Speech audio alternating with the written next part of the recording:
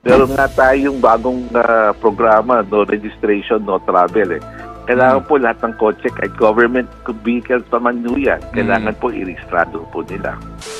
Asek, ano ba ang panuntunan po ng LTO sa pagbibigay po ng protocol plates?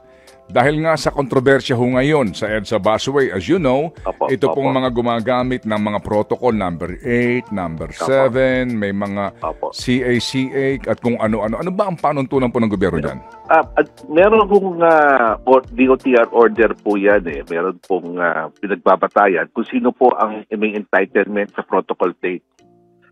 Kasama, of course, yan ang presidente, vice-presidente, no, cabinet secretaries, congressman, senador, hanggang mga constitutional bodies, yung heads of the constitutional bodies, kasama rin po yan. Salary grade po ang pinagbabasihan yan, no? Kasama na dyan yung mga undersecretary, mga judge, sa judiciary naman. No? So lahat po yan, may base po yan, they're entitled to 2 sets of protocol dates. No? So yun po ang pinoproduce ng LTO based on that line of salary grade po nila. Okay. So basically po, yun lang yun. Wala nang kaakibat na pribilehiyong dapat makuha except doon po sa 4 top officials. I'm sorry, 5. Maliban doon sa 5. Presidente, Vice, SP, Speaker at Chief Justice. Maliban po doon, wala na bang, meron makaakibat yan na kapag naka-protocol plate, wala nang number coding. Hindi bawal na traffic. Pwede namang hawi. Hagad-hagad ka sa kalsadang traffic. Go ahead po, attorney. As far as LTO is concerned, production of plates lang, no? Wala po kaming kaakibat na benepisyo po dyan. Kung meron man, other government agencies na po yan kung magbibigay sila ng benepisyo based on this protocol plate. Pero as far as you know, walang issuance po tungkol sa anuman pong pribilehiyo na dapat maliban siguro doon sa ang nakasakay nito ay opisyal, di ba? Wala nang pribilehiyo makukuha sa kalsada yung merong protocol plate. Opo, pagdating po sa LTO, wala na po. Wala na pong pribilehiyo po yan. Just the plate itself po. Okay. So meaning kapag po lumalabag sa batas trapiko, wala ding exemption to. Kung maliban doon sa 5 ano, na kailangan talaga padaanin mo. Opo, as far as, again, concerned, pag meron ho kami nakikitang violating traffic laws, kahit anong protocol plate, so maliban po sa sinabi nyo, kailangan ho namin ulihin.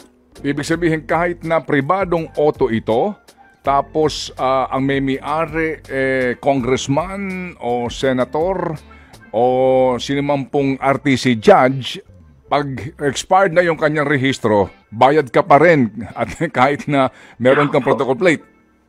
Opo. Meron nga tayong bagong programa, no registration, no travel. Kailangan po lahat ng kotse, kahit government vehicles pa man yan, kailangan po i-registrado po nila. Oo, yung nga din po sinasabi ho ninyo, marami pala ngayon ang bumabiyahe na, o marami po ang mga auto na hindi nakapag-renew ng rehistro? Opo, ang aming count, no, based on table count lang po, hindi to validated on the ground. Mga 24 million po yan. Okay, baka naman kasi po hindi nakapag-renew kasi na junk na? Pwede po yun. Kaya sabi ko po, table count lang po to based on our data. Pero karamihan po dyan, mga 70% po dyan are motorcycles. So, tama ka, Ted, no, malamang marami dyan, junk na. Opo. So yung nga po, based on your record, sila rehistrado pa pero hindi na ho nakapag-renew pa ng rehistro. Opo. Baka din po factor dito yung pandemic? Opo, factor na rin po yan. Pero tapos ng pandemic dapat rehistro na rin po nila yan. So, sir, yun po kasing, di ba nagkaroon din ng extension dati because of the pandemic nga ng mga ng deadline na pagpaparehistro? Wala na pong ganun ngayon. Wala na po. Talagang kailangan na po nila lahat i-rehistro po yan, no? So yung pong yun ang habulin ng LTO, yung mga unregistered motor vehicles. Okay, paano po niyo ito mabe-verify on the ground ngayon, yung actual na bilang nito na tumatakbo pa pero talagang hindi po nakapag-renew ng rehistro? i-check ko natin yan. Naka-internet link up naman yung ating mga enforcers po yan. No? We will create a LTO checkpoint in certain areas in Metro Manila, in other urban centers and provinces. No? Mamayang 9 o'clock meron kaming Zoom regional conference ng lahat ng regional directors kung paano ito ipapatupad na mabuti. So ito po, this campaign will last from now until end of January.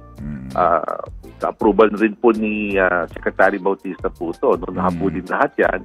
Dahil una, hindi natin nakakasigurado kung roadworthy yan. So there's a safety issue. Tapos secondary na lang po, no, siyempre naghahabol din po ang LTO sa kanyang revenue targets na binigay ng national government. Opo, 25 million? 24 million. Okay, 24 million, majority po motorsiklo. Opo. Pero wala pa ho kayong actual talaga na estimate lang po ito. Then table count po yan based on our computer data. Okay, sige. So kayo po yung mahigpit na magpapatupad very soon ng no registration, no travel. Opo. Okay. We would just do a campaign info drive para sa ganoon naman hindi sila mabulaga na bigla na lang marami kaming hinuhuli. Oo, kumbaga mamamara kayo at hihingian ng ORCR. Opo. Okay. Opo. Ano po ang penalty kapag nagmamaneho ka ng expired OR o expired rehistro? Pag hindi ho registered under Republic Act 4136, impounding po yan. At hindi mo maaring makuha yung kotse mo na impound hanggat di ka nagbabayad. Opo, that's right po. Plus penalties. Plus penalty. Although, maglalabas din po kami ng parang insentibo dun sa mga motorista na kusa silang magbabayad. No? Para naman kahit patagal ng hindi sila nakabayad, hindi naman kailangan bayaran. So kung 5 years yun, no, hindi naman kailangan yung buong 5 years. Makakatipid po sila ng gusto. So yun, ilalabas din po natin yan. Magkakaroon kayo ng parang amnesty. Parang ganun din, parang amnesty. Pero may babayaran pa rin, hindi parang discount. Kasi po, technically, magkano ba ang multa sa 1 taon na hindi ka nakapag-renew sa oras? 50% po yan, Ted, ang penalty natin eh. So kung ang rehistro mo nasa mga 500, 600, so ang penalty nasa 300, so babayaran nyo mga 900 pesos, ganun. Opo, pero sa average po na sasakyan, ngayon po kasi mas 2,000 na eh. Opo. So kumbaga, plus 50%, no? Plus 50% po. And theoretically bawat taon, di ba 50% yun, right? Opo. Theoretically po. Opo. Okay, sige. So gagawa kayo ng issuance para sabihin na may amnesty kayo, 1 taon lang babayaran mo, regardless kung ilang taon ka na. Na-expired. Parang ganun po. Exacto po. Okay, sige. Sir, maliban po doon sa i-impound yung auto mo, hanggat hindi mo na babayaran, hindi i-release yan. Meron pang impounding fee yan, di ba? Opo, may storage fee po yan. Opo. Yung driver na nagmamaneho ng expired rehistro, anong kaparusahan doon? Meron po yung pagkapurusahan, meron improper driver po yan. May penalty rin po sa driver po yan. Oo, kasi pati yung driver niyan may multa rin. Opo. Oo, at saka meron po kasing joint administrative order yung LTO tungkol dito sa pinalaking mga multa sa driving with... Opo. Okay, sige. So, sige siya, bago ko balikan itong protocol plate. Asek Vigor, kanina nabanggit nyo nga po nung tinatanong ni Manong Ted, yung kung meron bang pribilehiyo, itong mga special plates na to, nilinaw nyo, wala naman po. Do you think it's about time na wag tigilan na po yung pagre-release niyan? Para diba, pantay-pantay tayo dito kasi pinagtatalunan pa ngayon eh. Ano ba yung mga, kumbaga saan sila hindi dapat dumaan, padadaanin ba yan pag may hagad at 8 ang plaka? Ako naman po, meron naman kung pakinabang po yan. No? Yung ating mga pinuno ng bayan, minsan talaga nagmamadali sa mga meeting po nila. No? So they should be given the due courtesy without violating the law naman po. No? Sir, do you think... Batas kasi ho yan kaya hindi natin basta-basta pwedeng hindi sundan. Tama. Oo. Yung pong sinasabi ninyo na with courtesy para po sa kanilang mga mambabatas natin dahil importante mga lakad niyan at merong mga meeting na importante rin kailangan puntahan, hindi po sila umalis sa maaga kagaya ng mga ordinaryong manggagawa. Kung ganun po pala. Alam nyo, easier said than done, DJ Chanchan. Kahit ako, no, I have meetings, and then maraming pumupunta po sa akin, walk-in, humingi ng tulong. Minsan yung 5 minuto, pag marami talagang lumapit sa'yo. I'm sure si Ted, at nasa kongreso rin ako, maraming nakapilang humingi ng tulong, no? Hindi mo pwedeng hindi mo lang kausapin, kahit ilang minuto lang kakusapin mo. So minsan gusto mo umalis na maaga, pero mayroong mga circumstances talaga na talaga nagpumipigil sa'yo dahil maraming humingi ng tulong. Sige. So ito ho, Asek, no, bago ito na naman yung issue yan, para lang humasarhan ko itong issue po sa no registration, no travel. Ito po, kasi ngayon may mga bago din na mga auto na may rehistro na wala pang plate number. Wala namang issuance na gano'n. Basta importante po, rehistrado yung auto mo, kahit wala ka pang plate, pwede ka pang bumiyahe. Opo, pwede ko. Iba naman yung no plate, no travel. Hindi ko natin sinukuli po yun kasi may konting problema po ang LTO dyan. Kaya no register. Pero kailangan registrado. Ayun, okay. So sige. So sa mga kailan po kayo maggagawa ng operasyon po dito? Starting next week, Ted. Opo. Sisimulan na namin to. We'll just do an information campaign para kahit dito po, malaking tulong sa amin, Ted, na nag-uusap tayo ngayon. I'm sure maraming nakikinig sa inyo. So, this is part of the information campaign. Okay, sige po. So, going back dito po sa protocol plates na ito, meron bang particular din po na provision diyan sa ano na yan, sa order na yan from DOTR na sa Congress, for example, di ba nag-i-issue sila? As you know, congressman, di ba mayroong 17th Congress, di ba? 18th Congress. Meaning, yung plate number mo na yon na numero 8, valid lang during that particular Congress. Opo, tama po yun. Pag expired na nito, ano ba ang dapat gawin dito? Yung bang Congress ang dapat mangumpiska nitong expired o pagkukusa na noong congressman na hindi ito gamitin o ano man? Paano po? Pag hindi na po siya congressman, Ted, or any government official that are holding protocol plates, mga judges, no? Bago sila makaalis sa kanilang pwesto, kukuha po ng clearance yan eh. Hindi po sila makakapag-clearance hanggang may clearance din sa LTO na sinuko po nila yung kanilang protocol plate. In the case of the House of Representatives, isusuko lang po nila sa second plaka po nila, doon po namin kinukuha yung plaka before we issue a clearance na okay na po yung taong yon sa pag-surrender na kanilang protocol plate. So itong nangyari sa protocol plate nitong congressman from Bicol, ito na sa video, recently may CA, ito kasi commission appointment yun eh. Oo, na expired na. Yung mga ganun, dapat yung Congress na yon ang nagsuko noong expired na yon para hindi na nagamit? Dapat ang responsibilidad po ay nasa congressman mismo, yung tao mismo. Parang convenience lang po na sinusuko sa Secretary General's office. Pero dapat siya mismo ang mag-surrender po sa LTO ng kanyang plaka para makakuha po siya ng clearance. So ito ngayon sa 17th Congress 2016-2019 8 number tapos may CA, no? So dapat dito responsibilidad ng congressman na hindi niya paggamit ito at siya mismo dapat kung hindi na siya congressman ngayon o ano man, siya dapat ang naniguro na walang may hawak nito. Opo, that's right po, Ted.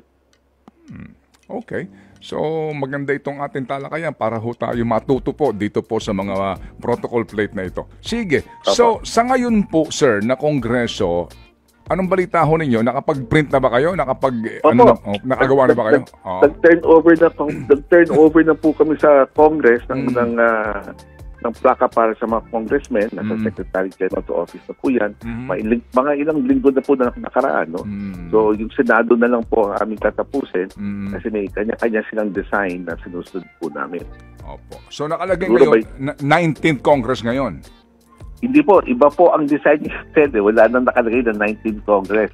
Merong lang code na nakalagay po doon na binigay sa amin ng Secretary General's Office na nag-i-indicate kung sino sila at which Congress they belong to. Ang may alam na pangalan lahat yan ay ang House of Representatives. At wala kayong choice just to print it, di ba? Kasi ano lang, implement, wala kayong choice, di ba? Sa gusto ng mga kagalang-galang na miyembro ng Kongreso. Sumusunod lang po kami sa design na gusto po nila. Okay. Sige. So, sa Senado po, anong design nila? Hindi ko pa alam. Sina-finalize pa nila yung design eh. Okay. Sa commemorative plate, ano po ang ruling dito, sir? Sa commemorative plates naman po, there are basically 3 reasons bakit nagkakaroon ng commemorative plates. Historical event, international event, or national event. So, historical, international, or a national event. No? So, kung sino man ang mag-apply, an NGO or isang grupo, they have to just submit an application for issuance of commemorative plates. Sabihin po nila kung ano yung okasyon. Kung historical event po yun, kailangan may certification with galing sa National Historical Institute. Pag international event, may certification galing sa DFA. Pag national event naman, kailangan may presidential proclamation po yun. No? Okay. At i-indicate nila ilang plaque ang may issue. No? So on that basis, ang LTO naman mag-endorse po sa Department of Transportation, Secretary. And upon approval of the Secretary, gagawin na ho namin yung papatan yun. Okay. And they have 1 year. They have 1 year to use the plates po. After 1 year, mawawala na po ang visa na maplakang yan. At yan, hindi mo yan maaaring i-display na mag-isa. Dapat nandun pa rin katabi niya yung regular plate. Yes lang. One lang po yan eh. So yung kung kotse ka, yung kabilang plaka mo, dapat yung regular plate na po yan. Ganun. So, kasi dati, dapat daw, regular plate, katabi mo yung commemorative para hindi mo ito nagiging dahilan para ka makalusot sa number coding. Kung makikita ang plate, hindi nangyayari po kasi yung lugar ng plaka, good for one plate lang eh. Pwede, magpuputas pa sila sa So ngayon po, saan dapat ilagay yung commemorative? Sa likod o sa harap? Sa harapan po yan. Sa harap yung commemorative? Opo. Okay, so pwedeng maging palusot nga sa number coding kasi pag lampas mo, hindi na nabasa ng enforcer yun. Opo, true. May commemorative plates po. Nakakalusot. Okay, yung mga NBI, may mga ganyang nakikita tayo ngayon eh. O kaya mga simbahan, may mga simbahan eh. Oo, na mga ganyang mga plates eh. Yung mga ganun po, dapat yung enforcer marunong din na mamara at magtanong ito sa kanyang plate. Opo. Kami ng advice and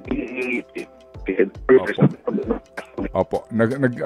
Nagchachapi po tayo, ASEC paki-ayos lang po, baka mobile si ASEC. So, sa mga enforcers, MMDA, dapat sa kanilang pagpara ng mga commemorative plates, dapat hindi sila matakot magtanong. Paano kung NBI? Nawala si ASEC. Nakalagay, di ba? So ASEC, dapat si po, ASEC. Dapat, maganda itong ating tayo natuto dito tungkol sa mga plate sa number na ito. Okay. Sige, ASEC. So dapat po yung mga enforcers maging taga LTO flying squad, no? Kumbaga, dapat pati HPG, dapat ho naninita ho ng may commemorative plate. Opo, pag hindi ho galing LTO, hindi ho valid yun. Opo. So kung wala siyang otorisasyon, maliban doon sa gumagamit ka ng plaka na hindi otorisado, pwede ka pang multahan ng malaki, 5,000 ang alam ko, sa paggamit ng maling plate. Opo. Yung full penalty po yun. Parang, kasi meron doon, pag yung mga false plate to yan parang peking plaka ho yan eh. At saka, di ba, bawal nga ngayon mag-tamper ng plate eh. Yung iba kasi, di ba? Opo. Okay, sige. Magandang matanong namin si Chairman Artes dito. Ito yung panibago para ho maging patas ang laban natin, di ba? Hindi ka gumagamit ng opo. Kayo ba, ASEC, may wangwang din kayo? Pero si, ano kasi, wala, Ted. si Chair, Nahihiya ako eh. Nahihiya Pag ako umiikot, sumasakay na lang ako doon nakikisakay na lang ako kung anong mobile nang papunta sa Makati. Sasabay na lang po ako doon kung talagang nagmamadali po ako. sana all. Sana all. Kagaya ni Ase. Hindi siya nagwawangwang, sumasabay siya. Although kasi dati-rati yung mga taga-LTO kasi Meron may din mga sila. security din sila eh. Oo. Ano din yan, may mga sindikato rin dyan totoo. kapag may ginagawa kang programa, laban sa sindikato, nanganganib ka rin. May threat din sa kanila. Sige, so kayo po, kasi wala ba kayong backup na mga LTO na mga Wala po. mga mobile? Wala po. Walang Minsan ako lang nag-drive, Ted. Pag na-late yung driver ko, ako na lang nag-drive. Oo. Siya lang ang drive. Di dapat yung mga mababatas din natin po ganoon. Di ba? Ba't natin bibigyan ng courtesy? Si Asik hingi ng budget sa Congress yan, kaya mahihirapan sumagot siya pag I'm just tanong curious lang ha. Curious pala ako doon sa plaka na pinag-uusapan nyo kanina. Dahil sabi ni Asik kanina, ipiprint na nila yung sa lower house. Tapos na, na-print na. Na-print na nila yung sa lower house. Asik, I'm just curious kasi di talaga ako aware. Yung mga special plates na yan, ang gastos doon din sa mga kongresista. Opo. Sa kanila po. They pay for it po. May bayad po yan. Sila po nagbabayad yan. Hindi sila. Tayo nagbabayad yan. Tayo? Of course. Hindi po. May bayad po yan, Ted. Hindi po. Ang nagbabayad, Congress budget. Opo. Yes. Taong bayan. Taong bayan din. At least malinaw lang. Kasi hindi ako aware kung sino nagbabayad. Kasi gusto mo meron din po ba mga kongresista na hindi na kumukuha ng special plate? Kumbaga ayoko ng pa-VIP treatment. May mga ganun po. Meron. May mga ganun po, Asek. Merong ayaw meron po. Hingin ko siguro yung listahan soon pagka na-release nyo na kung sino yung mga ayaw gumamit niyan. Iboboto ko yung mga hindi gagamit. Yung mga hindi gagamit, oo. Ikaw ba gumamit ka nun, Asek Vigor? During your time? Opo, gumamit din po ako noon. Nasa Congress po ako. Ikaw ba, Ted Filon? Nasa Congress ka rin, gumamit ka nun? Hindi ako gumamit. Hindi ka gumamit. Kahit minsan. Kahit minsan. Hindi ako gumamit. Sorry. Sige po. Salamat po na marami, Asek, sa inyo pong panahon, ha? Anytime, Ted. Busy chat. Thank you, Asek. Salamat sa pagkakataon, Ben. Thank you very much. Thank you. Mabuhay.